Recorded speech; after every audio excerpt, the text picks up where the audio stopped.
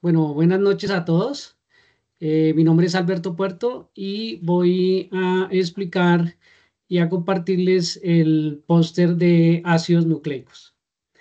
Los ácidos nucleicos son moléculas muy grandes que almacenan y transmiten información genética a los seres vivos y están formados por nucleótidos. Existen dos grandes tipos, el ADN y el ARN. Estos tienen unas características y diferencias. El ADN es un ácido desoxirribonucleico y tiene su función principal es que almacena y transmite la información genética. Él tiene una estructura la cual es de doble hélice, es decir, que tiene dos cadenas complementarias.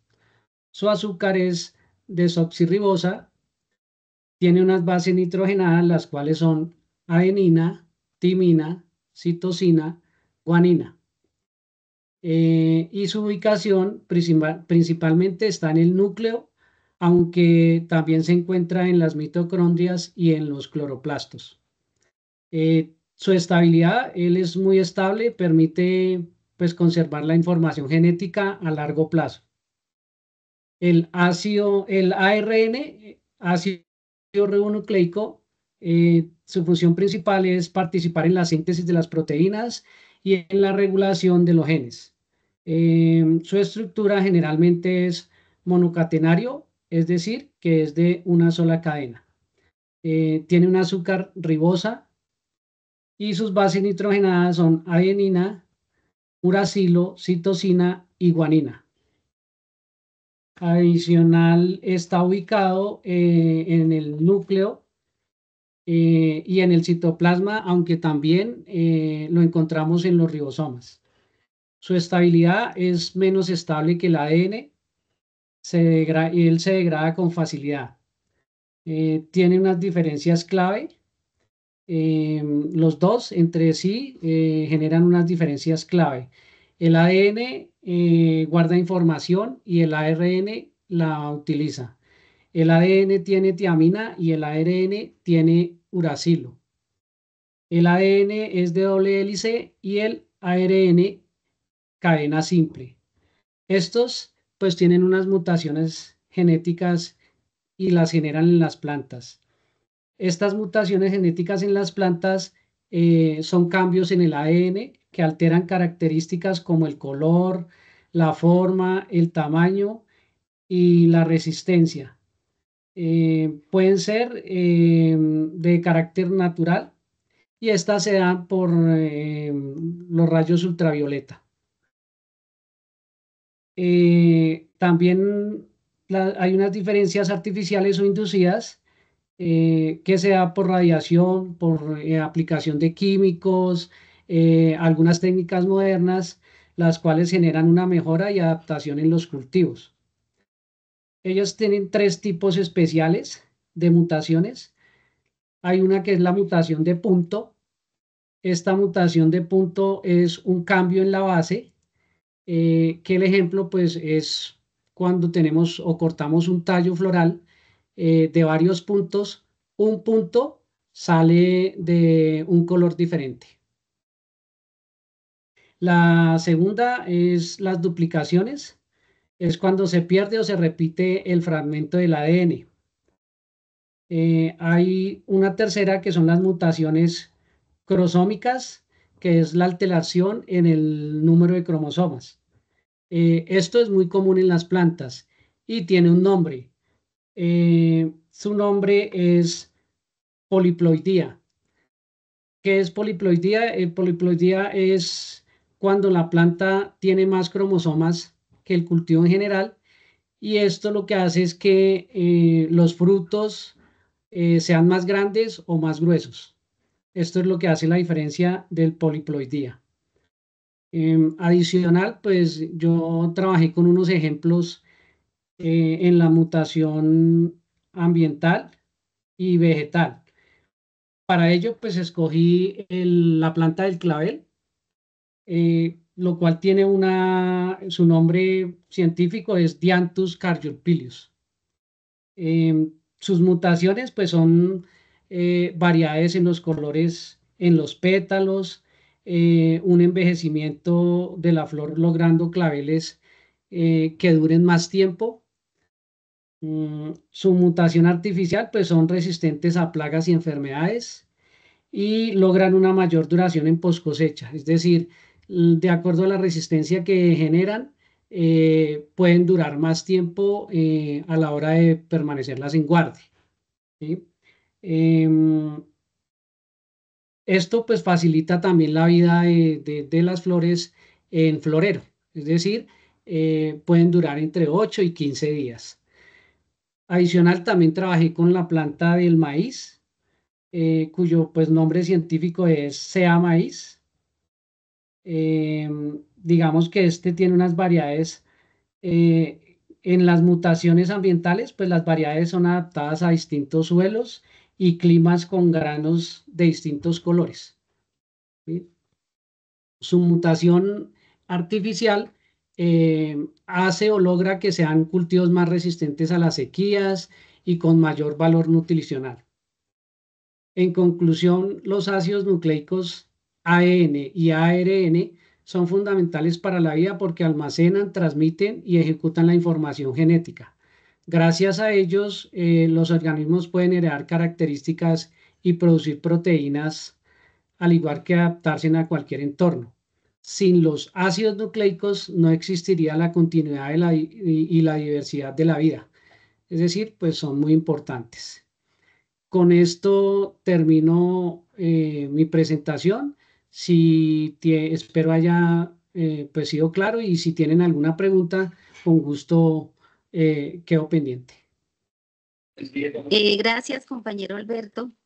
Sí, yo tengo una pregunta. Usted mencionaba que las células vegetales tienen sistemas de corrección del ADN. Entonces, a mí me gustaría que nos explicara cómo funciona el sistema que corta y reemplaza como los pedacitos que se dañan, como los nucleótidos del ADN. Y en qué momento, digamos que si ese sistema falla, el error se convierte en un cambio permanente en el genoma de la planta. ¿Podría de pronto ampliar un poquito? Gracias, compañero. Ok. Listo, compañera Olga. Dando respuesta a tu pregunta, pues digamos que las células vegetales reparan los daños grandes en el ADN con un mecanismo llamado incisión de nucleótidos. ¿Qué hacen? Primero reconocen la lesión, abren la hélice, cortan el fragmento dañado, lo reemplazan con bases correctas y lo sellan. ¿Sí? Si la reparación ocurre a tiempo, el ADN queda intacto. Pero si falla antes de la replicación, el error se copia y se convierte en una mutación permanente. Esto se da en el geogema de la planta. ¿Sí? Eh, la incisión de nucleótidos es la reparación por incisión de nucleótidos, como su nombre lo dice, y es un mecanismo de defensa del cual el ADN lo usa para mantener sus células. Perfecto, gracias, compañero. Claro. Okay, bueno, seguimos con el siguiente.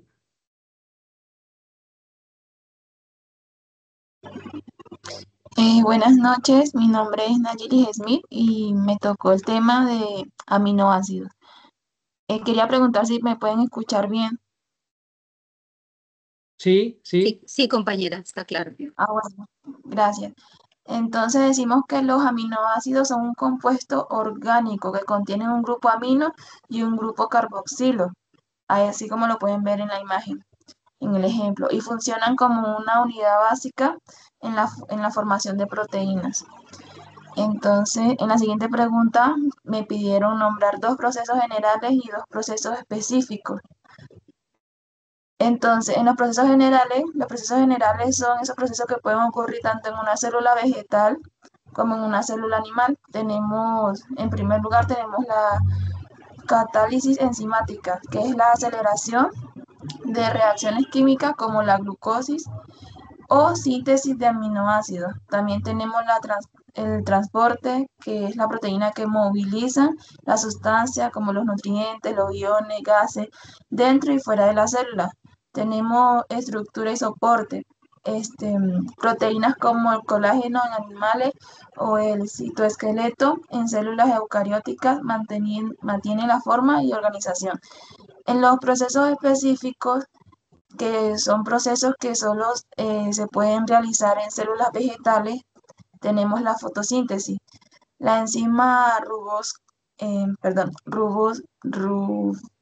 Rubisco fija CO2 en el ciclo de Calvin, esencial para convertir la luz en energía química.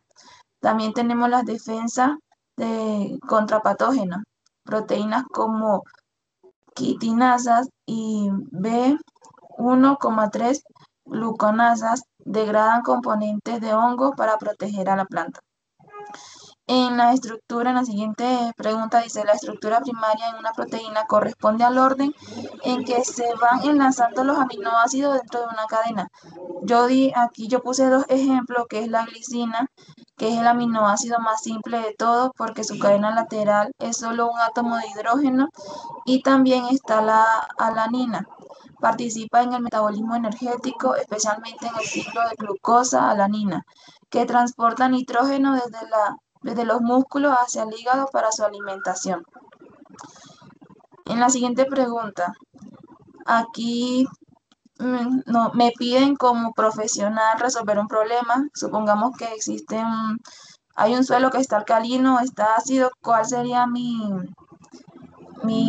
¿cómo sería? Mi solución a ese problema? Entonces, si el suelo es alcalino, pues nosotros podríamos aplicar cal agrícola. De esta manera el pH sube. Y si el suelo, no sé si eso es ácido, perdón. Si el suelo fuese ácido, entonces aplicamos cal agrícola y se eleva el pH. Pero si el suelo es alcalino, podemos aplicar azufre y de esta manera disminuye el pH. ¿Por qué? Porque, o sea, lo óptimo sería mantener el suelo en el pH entre 6 y 7 para maximizar la absorción de aminoácidos y nutrientes de la planta. Y en la última tenemos la aminación y transminación en la síntesis de aminoácidos vegetales. Dice, aminación, incorporación de nitrógeno como amonio. Transaminación, transferencia de grupos amino entre aminoácido y acetoácido. Ambas requieren nitrógeno, carbono, agua, enzimas y energía, que es ATP. Entonces, esta es mi presentación. Si alguno de ustedes tiene una pregunta.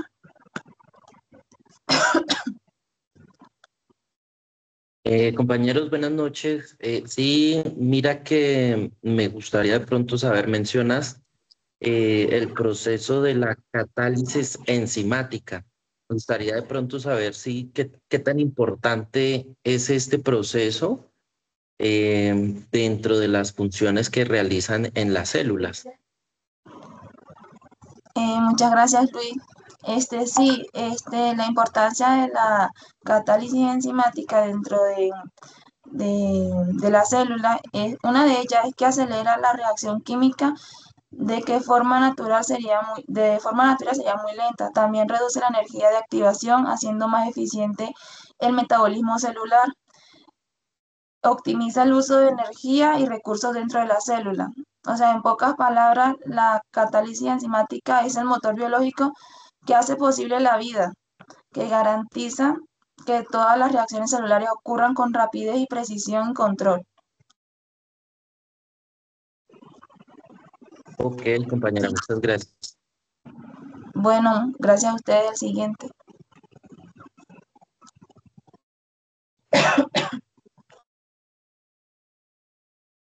Buenas noches para todos. Mi nombre es Olga Lucía Mateos y yo les voy a hablar de las proteínas. En las proteínas es importante tener presente que vamos a abarcar en este póster tres grandes procesos, como es la estructura, como es su función y su importancia. Estos son procesos claves biológicos en las plantas, pero vamos a entender un poquito de qué trata esto. ¿Qué son las proteínas? Las proteínas son moléculas esenciales para la vida. En el caso, por ejemplo, de las plantas, determinan procesos como la fotosíntesis, la respiración, la regulación celular. Todos estos procesos son de vital importancia. Ahora vamos a ver la estructura. Vamos a hablar de la estructura tridimensional de las proteínas. La estructura, digamos que una proteína comienza como una cadena lineal de aminoácidos, pero esa cadena se pliega hasta adquirir pues una forma estable, ¿cierto? Ese plegamiento que hace la proteína es, digamos que lo que permite que se cumplan las funciones de la misma. Entonces, como por ejemplo, transportar nutrientes, como catalizar reacciones. Cuando una proteína no se pliega en debida forma, entonces digamos que se desnaturaliza y pues deja de funcionar, deja de cumplir con su función esencial. Bueno, tenemos por otro lado unos niveles estructurales. El nivel, vamos a hablar del nivel primario, como lo vemos ahí en la figura. El nivel primario es como la secuencia de aminoácidos. En el secundario vemos, en el nivel secundario vemos como formas de hélices alfa o láminas. En el nivel terciario vemos el plegamiento ya completo que le da la forma final. Y en la cuaternaria es, digamos, como cuando varias cadenas se asocian, como por ejemplo la hemoglobina. Esa sería, digamos que cada nivel de estos es muy importante porque depende de cómo estén plegadas las proteínas para que su función sea adecuada, como ya lo hemos dicho.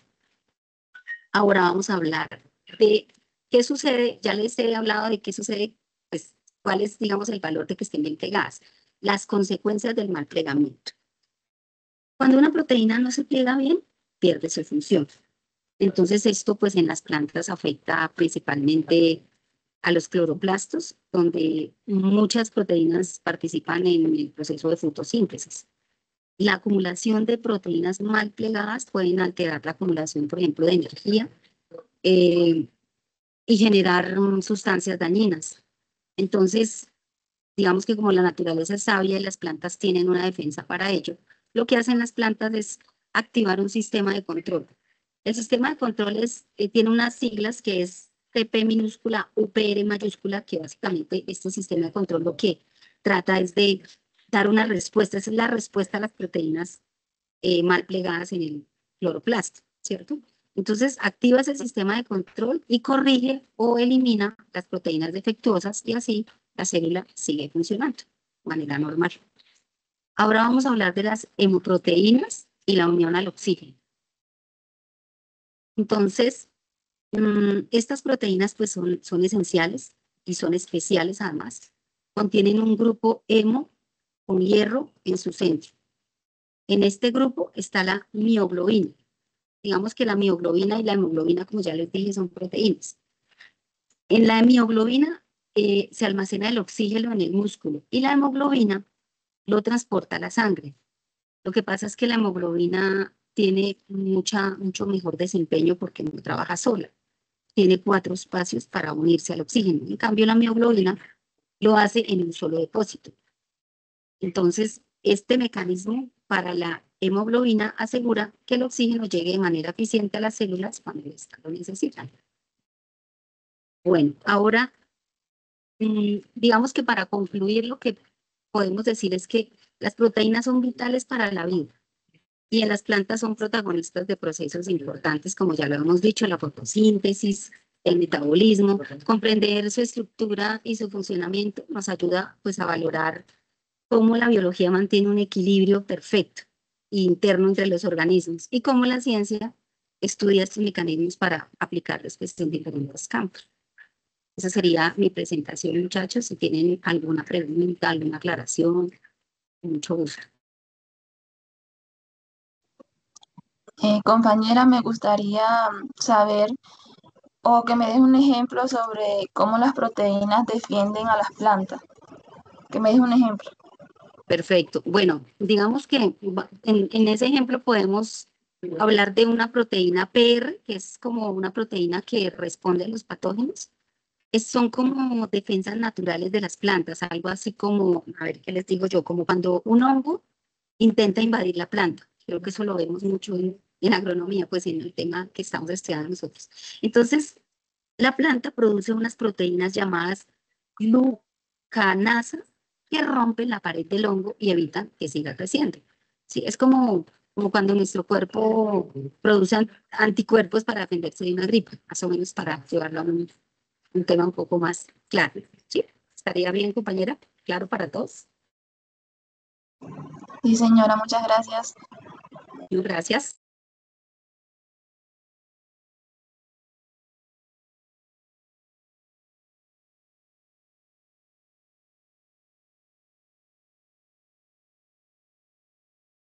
Compañeros, sigo yo. Don Alberto, si me puede hacer el favor de presentar el póster, por favor.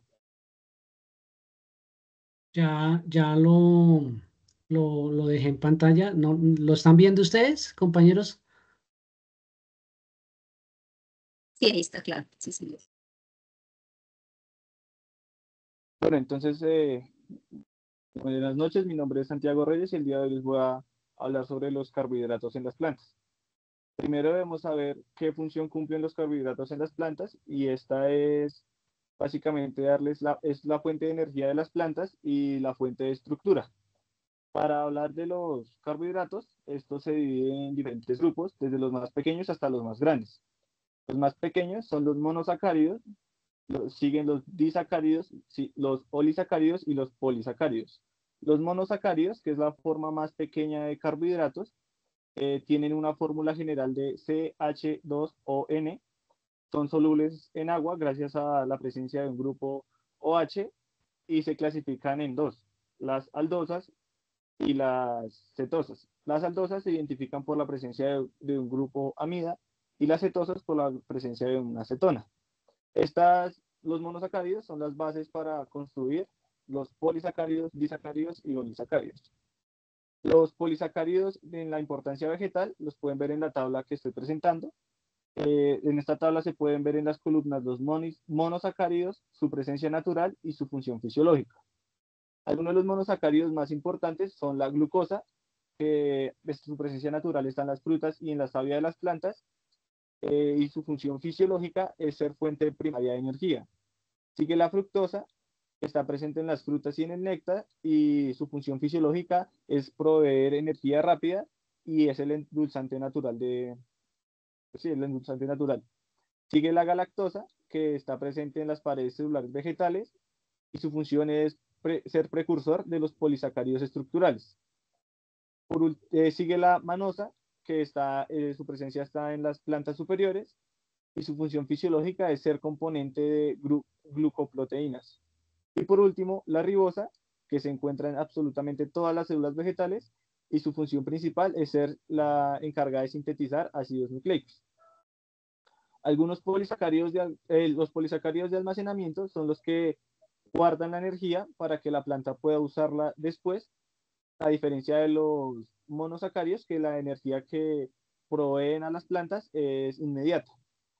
El polisacárido de almacenamiento más importante es el almidón, y este almidón se divide en dos, en la amilosa y en la amilopectina. La amilosa tiene cadenas lineales con enlaces alfa 1 a 4 y es menos soluble. Esta construye el 20 o el 30% del almidón. La amilopectina es ramificada, es un poco más compleja, con enlaces alfa 1 a 4 y alfa 1 a 6. Es más soluble y tiene mayor capacidad de drenación y hace parte de un 70 o un 80% del almidón. Algunas plantas ricas en almidón son la papa, la yuca, el maíz, el arroz, el trigo, el plátano verde, el frijol, la lenteja, entre otros.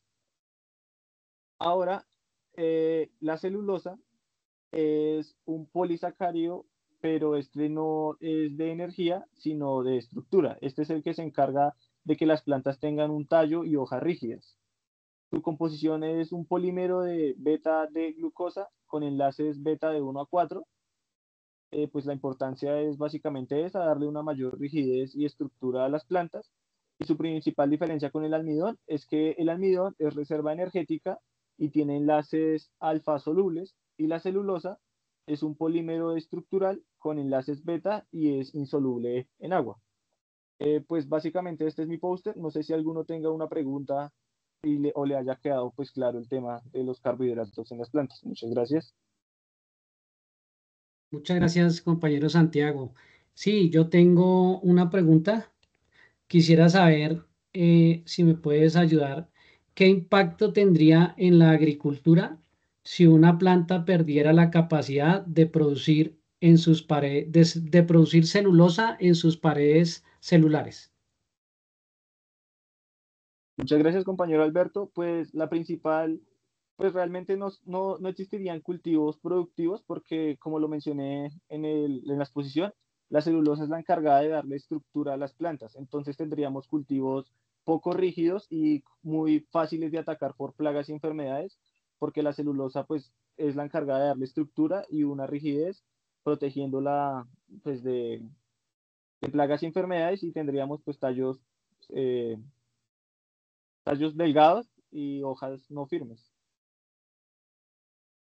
Ok, muchas gracias.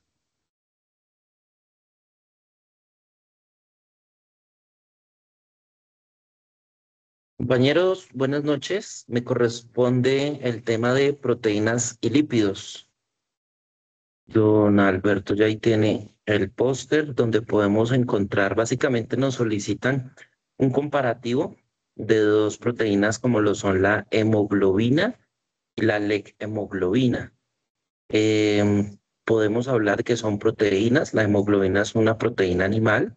La hemoglobina es una proteína vegetal. Básicamente la hemoglobina es la encargada de transportar oxígeno desde los pulmones al resto del cuerpo. Y la hemoglobina, presente en su gran mayoría en las raíces de las plantas, aunque cumple la misma función, pero la dirige hacia el resto de la planta. Eh, ¿Qué podemos decir de la hemoglobina? Tiene una estructura tetraédrica con 4 subunidades, a diferencia de la hemoglobina, que su estructura es monomérica con un solo grupo hemo. Posterior a esto, establecemos un comparativo entre la hemoglobina y la clorofila. Este comparativo es buscando las semejanzas entre juntas, donde podemos hablar, pues que son moléculas importantes en los sistemas biológicos. Eh, Tienen formaciones y trabajos diferentes, donde revisamos aspectos como los siguientes. Las dos son moléculas orgánicas complejas con presencia de carbono, nitrógeno y oxígeno.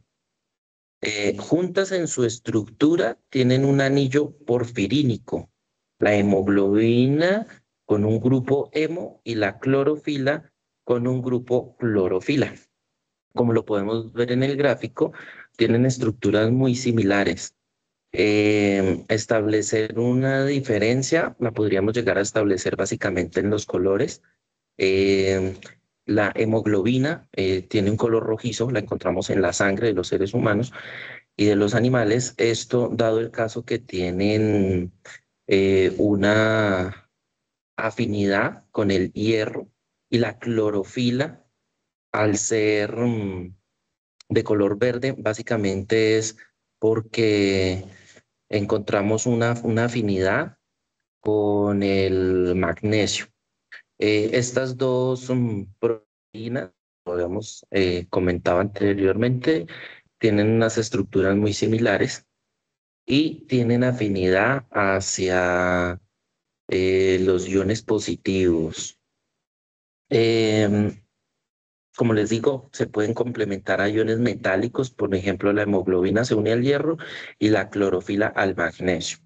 Diferencias, podemos hablar básicamente, ya como lo dijimos, del color, dada una de estas características. Posteriormente hablaremos de los componentes lipídicos. Los componentes lipídicos dentro de las membranas celulares están determinadas en medida de sus componentes y características. Eh, ¿Qué son los lípidos? Proteínas y carbohidratos. Estos como principales. Los lípidos, dada su organización en la conformación de la membrana y su gran diversidad, cumplen un papel muy importante. Lo hacen esencial en la definición de las propiedades físicas. Son las que nos dan ciertas características a los tejidos, ¿cierto? Los fosfolípidos forman una doble capa lipídica. ¿Qué significa esto?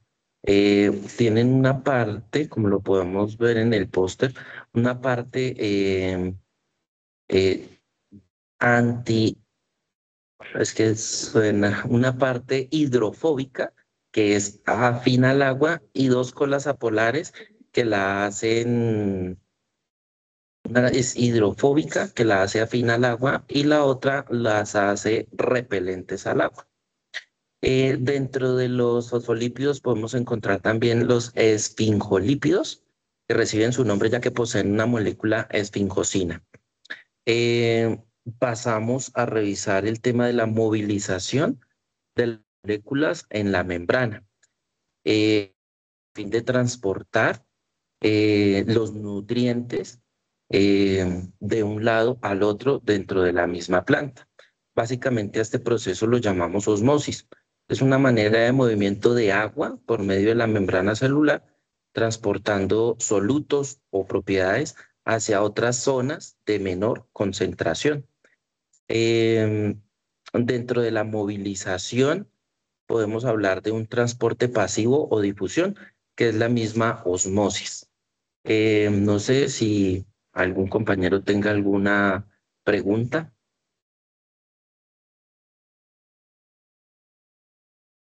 Buenas noches, Luis. Si yo tengo una pregunta respecto, mencionas el transporte pasivo, pero no existe algún otro tipo de transporte y en qué momento se utiliza cada uno de los diferentes transportes.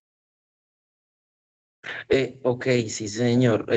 Tenemos un transporte pasivo que, como lo mencionábamos, es como la osmosis, que es una manera de movimiento de agua dentro de la membrana donde no requiere energía como tal. Es fundamental para el metabolismo celular y podemos encontrar también el transporte activo. Este proceso sí conlleva el uso de energía, ya que requiere el movimiento de moléculas un poco más grandes. Dentro de estos procesos encontramos la exocitosis, que es un proceso opuesto, donde las vesículas, que son unos huequitos que están dentro de las membranas, se abren para recibir de cierta manera moléculas más grandes. Ok, De esta muchas manera, gracias. pues concluyo mi presentación. Sí, señor. Muchas gracias.